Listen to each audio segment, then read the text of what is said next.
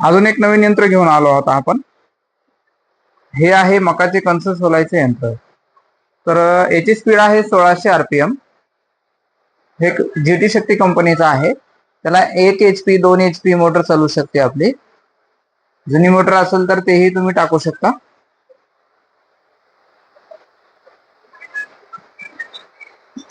मकाचे कणस सोलण्यासाठी एकदम चांगल्या प्रकारे याचा यूज होणार आहे. नाही, वेगळं काहीतरी नवीन काहीतरी आपण